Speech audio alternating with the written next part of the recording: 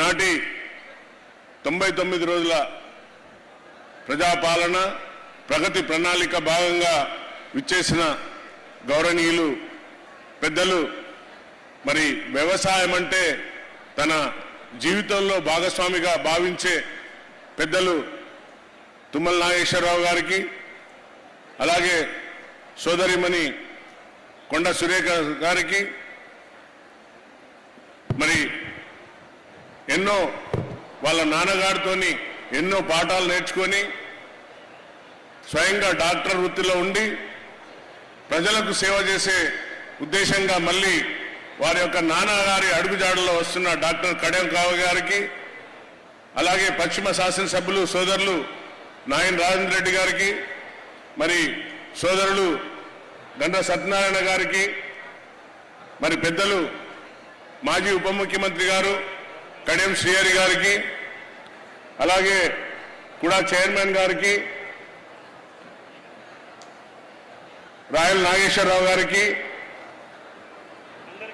Collector గారికి Warangal collector గారికి Hanamkonda collector గారికి వ్యవసాయ అధికారులకు అందరికీ కూడా మా వ్యవసాయ సోదరుల తరఫున అందరికీ నమస్కారాలు. సోదరులారా, మరి ఈరోజు ప్రజాపాలన భాగంగా విద్యుత్ పైన మరి ఈనాడు ఉచిత కరెంట్ ఇచ్చిన గొప్ప ఘనత మన దివంత ముఖ్యమంత్రి అయిన వైఎస్ రాజశేఖర రెడ్డి గెలవగానే తొలి సంతకం చేసిన గొప్ప నాయకుడు మన వైఎస్ఆర్ గారు. మరి ఈరోజు నాణ్యమైన కరెంట్ ఇస్తూ ఇప్పుడు కూడా అందుబాటులో ఉండే విధంగా మనం వారిని అభినందించాలి. ఎందుకంటే వ్యవస్థలో పోలీస్ తర్వాత 24 గంటలు పనిచేసే విద్యుత్ శాఖ కాబట్టి వారిని మనం అందరం కూడా ఈరోజు అభినందించాలి. మరి ఎప్పుడు కూడా ఎలాంటి రైతుకు నష్టం జరగకుండా రైతుకు ఎక్కడంటే అక్కడ అందుబాటులో ఉండేగా మనం ఎలక్ట్రిసిటీని పవర్ను వారికి అందిస్తుంది ప్రభుత్వం. మరి నిన్న సభలో మాట్లాడుకుంటూ వచ్చిన కేటీఆర్ గారు మరి ఈ తెలంగాణ గడ్డ పోరుగడ్డ, మరి పోరుగడ్డనే కాదు రాణి రుద్రమాదేవి లాంటి వాళ్ళు, మరి భద్రకాళి తల్లి అటువంటి ప్రాంతం ఇది. మరి ఇక్కడ ఆయన ఓడిపోయిన బాధతో తన కడుపులో ఉన్న విషయాన్ని అంతా కూడా కక్కుతున్నాడు, కానీ రైతులకు ఏనాడు కూడా మేలు చేసింది లేదు.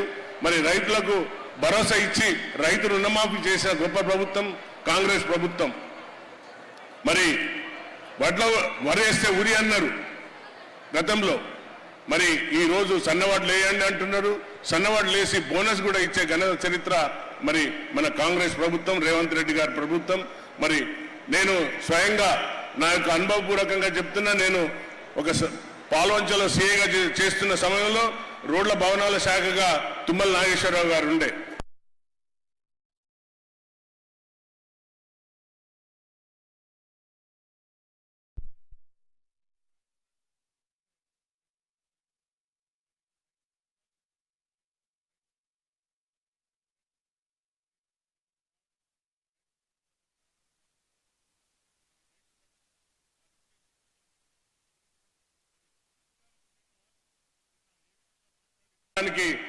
అనుసంధానంగా ఉంటది కాబట్టి ఈ రోజు గౌరవ ముఖ్యమంత్రి గారు తీసుకున్న నిర్ణయాలు గొప్ప నిర్ణయాలు కాబట్టి మీ అందరికి కూడా పేరు పేరున హృదయపూర్వక ధన్యవాదాలు చెప్తూ ముగిస్తున్నా.